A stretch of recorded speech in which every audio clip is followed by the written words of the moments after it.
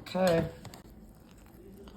Our noodles cooking in the broth, and you see the starch is very minimal, and it's just super yummy. I did blanch them in hot water, but it looks delish.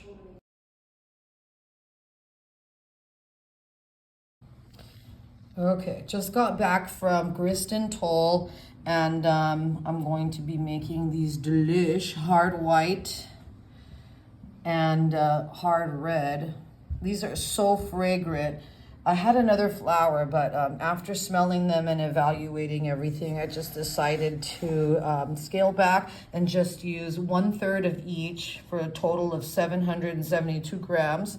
As usual, except I divided the 3 to 227 grams of each. I have my 10 grams of salt, my Redmond's real salt, and I'm gonna give it a spin with my trusty dusty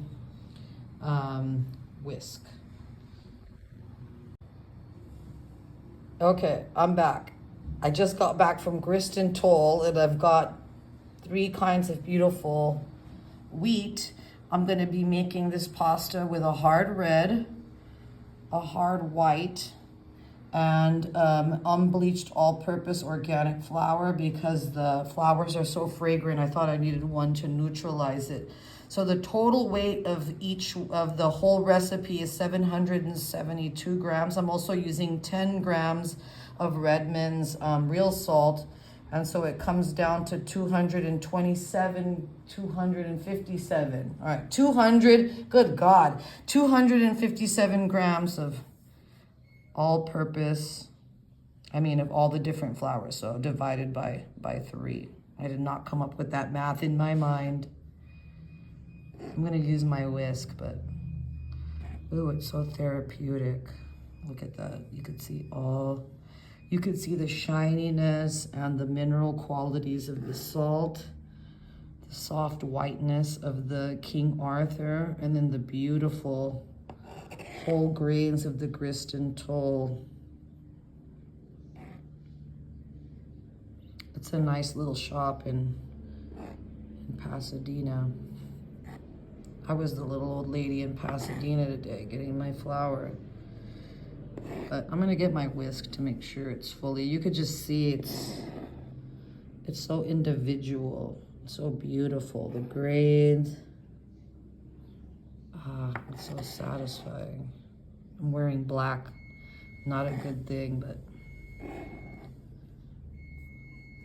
that beeping in the background is sausage I'm making, because I'm gonna be making my sister-in-law some spaghetti with sausage from Mario's Italian Deli in Glendale. All right.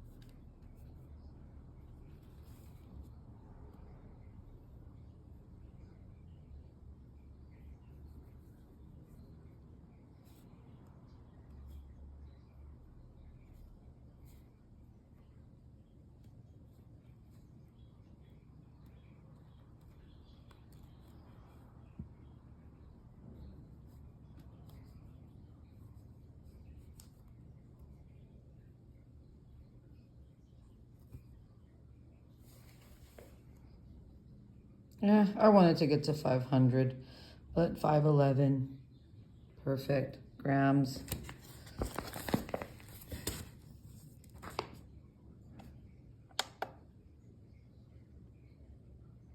£1, 2.0 ounces.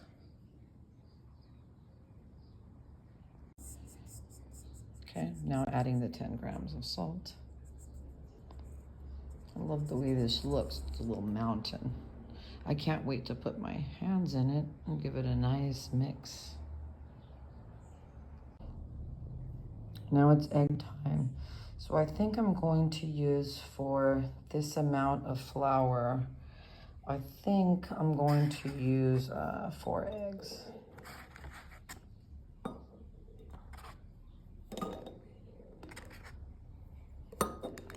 Now I'm gonna give them a little wash. Okay, my eggs are all washed and ready to go. It's a good practice. I keep a spray bottle with very diluted bleach. Maybe, I don't know what the ratio is, but when you're going to be cracking things, it's just a good habit to clean the outside of your eggs. I think everybody has their own way.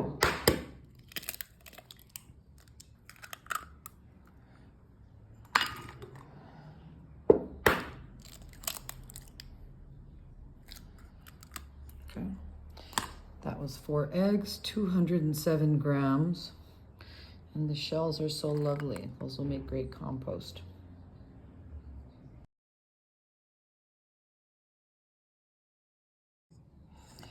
Okay, I'm going to transfer my eggs just momentarily because I want to measure my water. Come on, baby. Okay. I'm going to zero that out. I'm just going to pour, let's see. I'm going to pour the total weight. So let's say it's 226 grams of water. And then I will use the amount I'm going to use, and then we'll either deduct or I'll say that I use the total quantity of this water. I'm going to lightly scramble my eggs. I love these eggs. They are so good.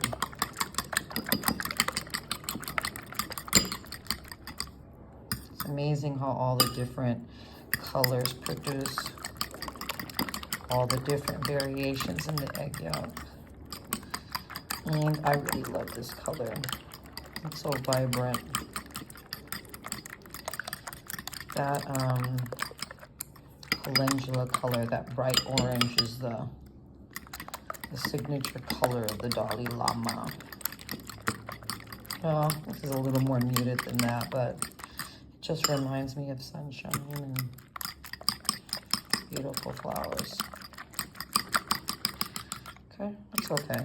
I just need to kind of break up. I'm not like totally like spinning. I'm actually chopping, kind of chop turning. Chop, chop, chop. I'm just trying to cut out some of those strands. I don't need to do a lot of it. I'm going to really mix this in well. But it's just fun. It's just one of those fun kitchen things that I do like to do. And I do a lot of it. I scramble a lot of eggs. Okay, the first quantity of water I'm going to add is 110 grams, and I'm just going to add that immediately to the eggs. Why? I don't know. I guess just experience, just how I'm feeling. Just going to let my instincts guide me at this moment. Okay. That there. And here we go. Let's put the eggs into the well. I could see that my well making skills need help, which I knew. I knew that side would kind of be a little bit weak. I shouldn't say weak.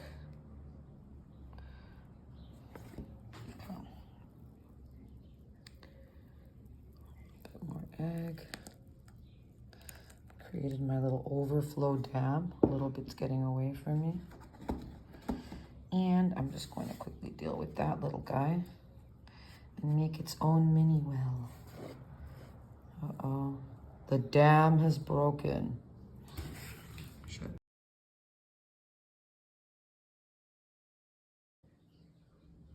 Okay, so I've made a giant dough donut again.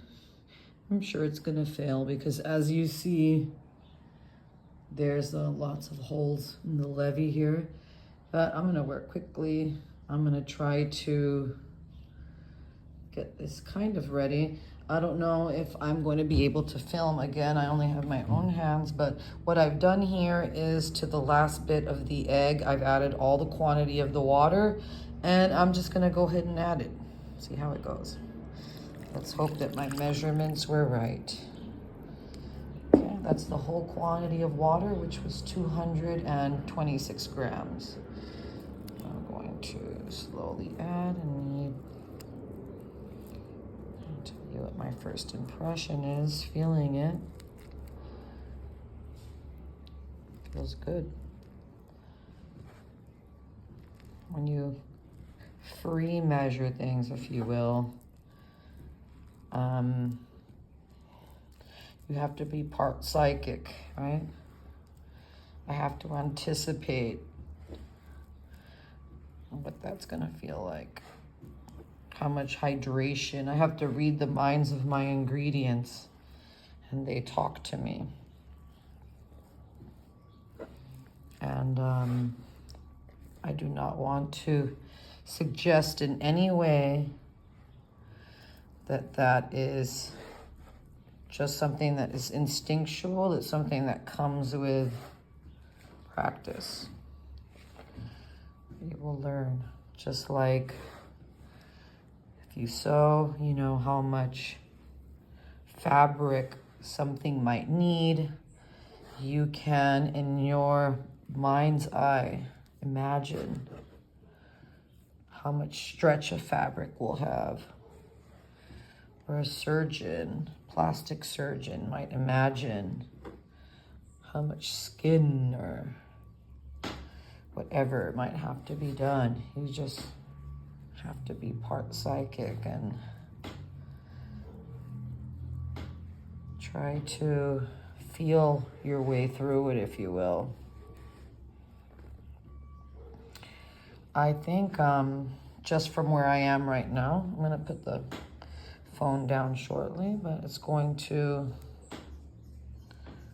go like this for a while, and I think I'm about perfect. So I will give you the honest assessment.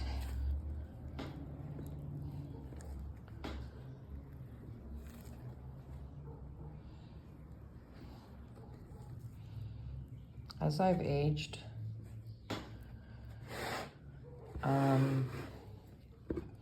I've noticed just, of course, in the aging process, but the strength leaving my hand. I used to have really strong hands. I still do.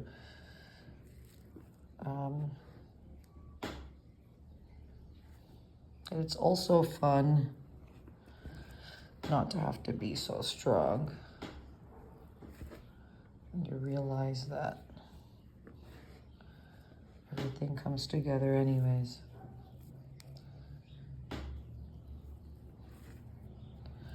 I don't have to put as much strength into things, and they still come out really well.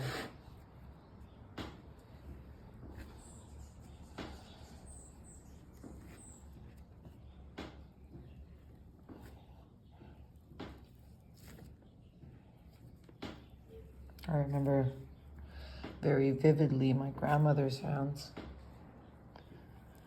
I've always loved hands. I think they just tell the story. Some people say you can tell a lot about a person by their shoes, but that's just part of the outer man. Sometimes the outer man doesn't totally express the truth of the inner man, but the hands can't lie. So thankful that I've been able to provide peace and happiness and memories, hold my grandkids, kiss my children, hug my husband, thanks to my hands.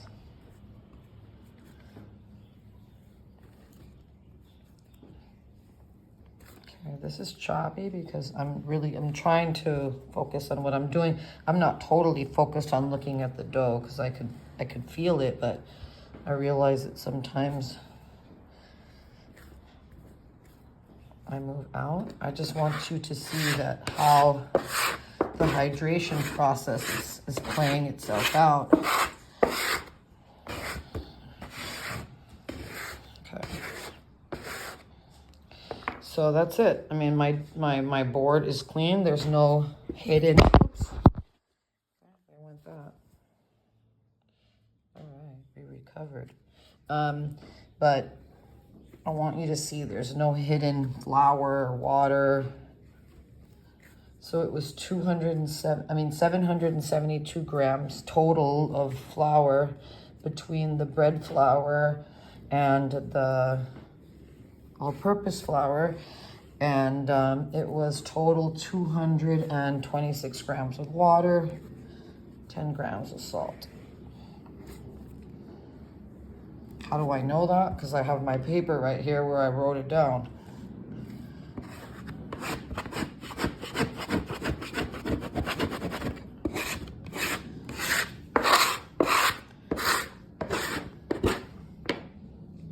Okay. And how do I know that I feel like this is going to be good? It does look dry, but I could feel when I roll the hydration in it. And if I had both hands, it would go better. Just pushing into it and feeling the hydration.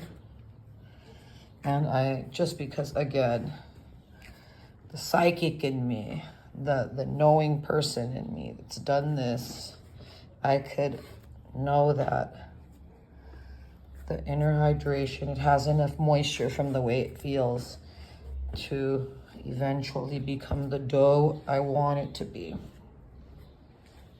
I know that seems whimsical, but everybody does that in their professions.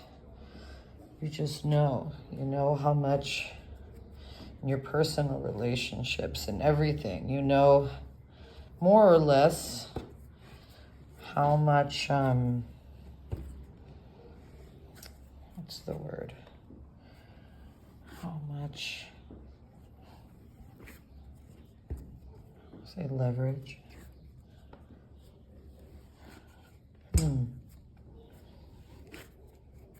I don't know. It's not important right now anyways. What's important is that we have a gut instinct and we have experience. And if you can apply that, that's where I am right now.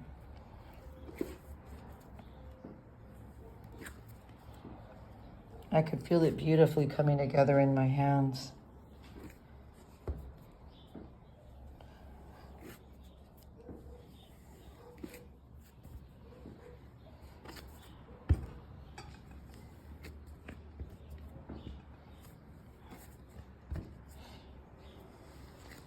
I've always loved making pasta.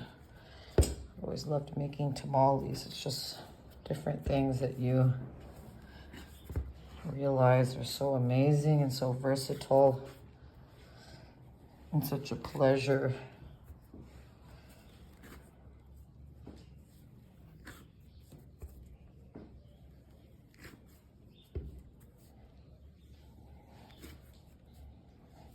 I want to keep going, even though I'm doing this handheld, only because, as you see, everything's coming together beautifully. I could keep doing it with one hand, but who wants to hear me ramble on?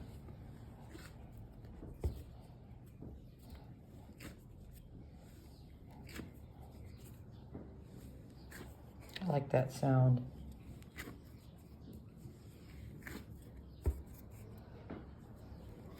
Sound of the dough coming off the wood.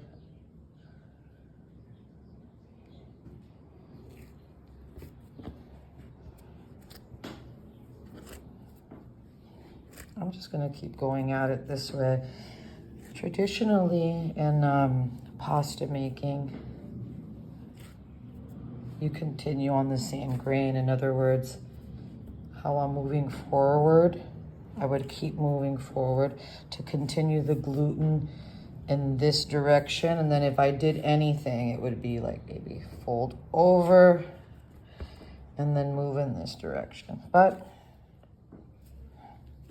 I'm not doing that. I'm just gonna work it right now.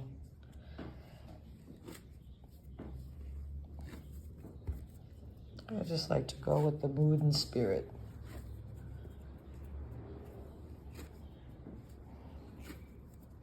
All right, I'm just gonna keep doing this. It's already 10 minutes. I don't think anybody stuck around for 10 minutes. I'm sure this thing wasn't edited with 10 minutes, but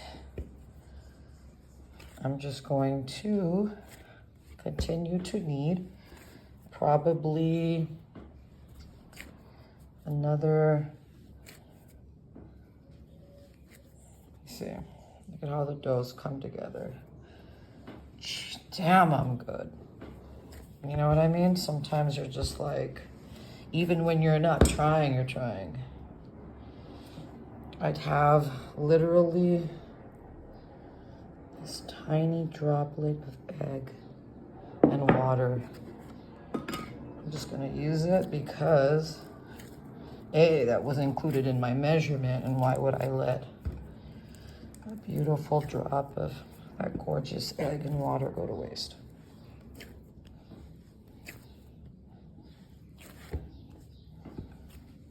Look at that, just even that tiniest bit of moisture just brought this thing together.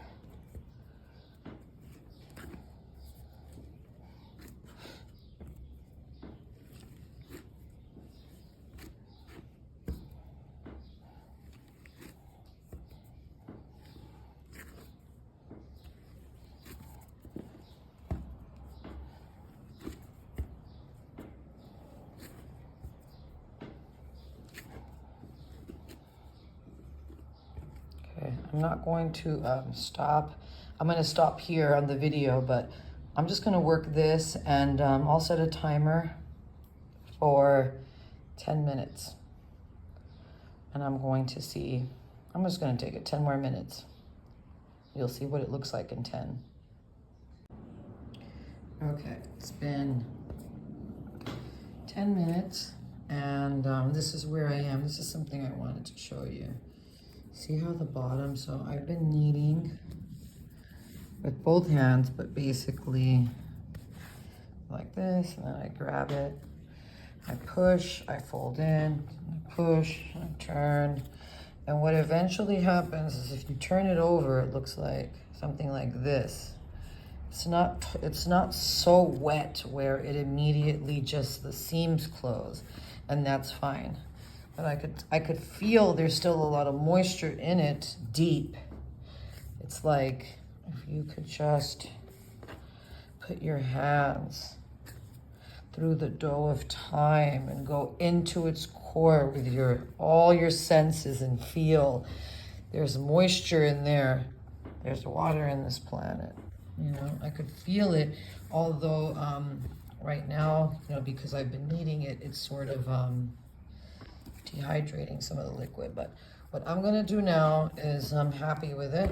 Again, this is not a bread. This is going to be hand rolled. If I need to, at the time of rolling it, I am going to moisten it a little. And that's fine.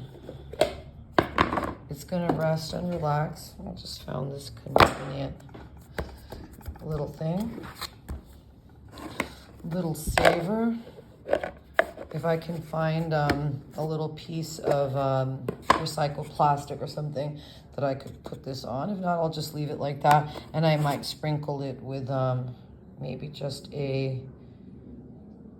no, I'll just leave it like this. And then if I need to moisten it when the time comes. But see, there's nothing in here. It's just itself. That's it. Okay, it's the next morning, and that's how my dough looks. It's very supple. It's cold, of course, and I like this little bit of condensation.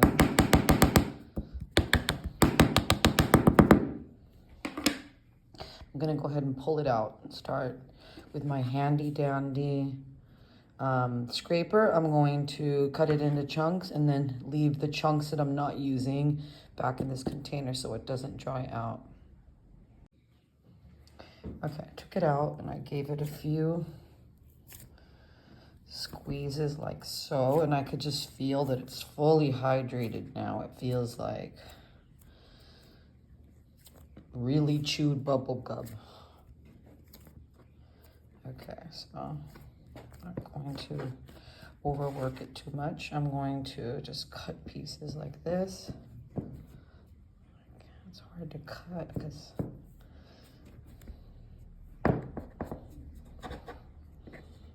I'll get my knife. I don't wanna overwork it. I'm just gonna get my knife.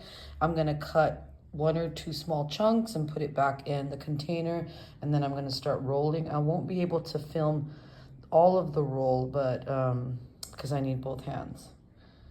But I'll show you enough of the process where you should be able to do it easily.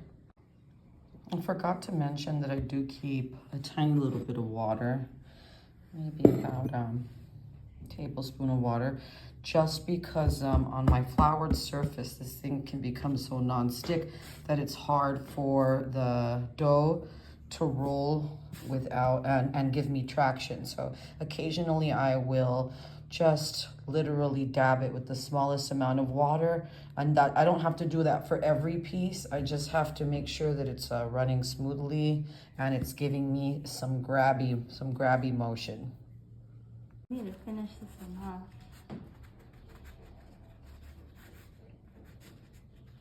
This one's kind of chubby. Chubby noodle. What do you think? It's good.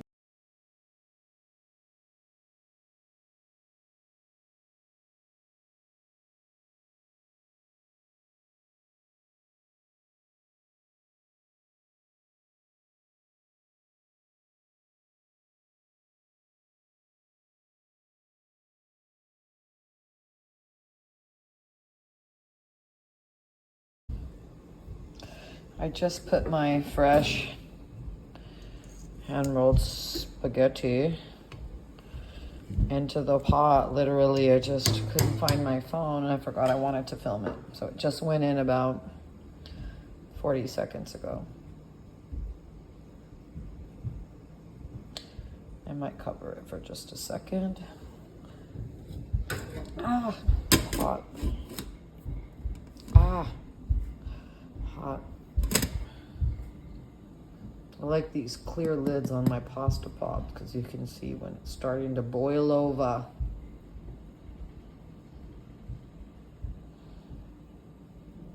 It was at a rapid boil when I put it in. The pasta that I made yesterday, I let it dry out overnight. It's probably about 6 p.m. I made the pasta about, I don't know, maybe 11 a.m. yesterday.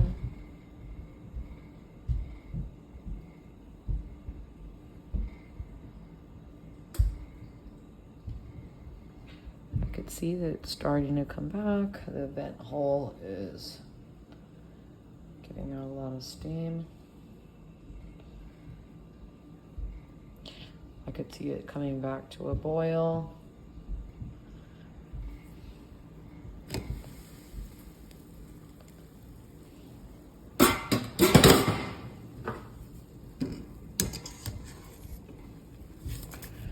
I could still feel just on my spider that it feels, you can see it, it's very al dente, which is good.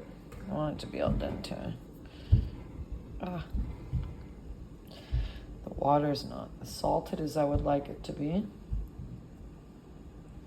But doing it with I'm gonna cut this batch in two. I'm gonna do half of the batch with a curry, Japanese curry, and I'm gonna do a second half with a fresh tomato, garlic,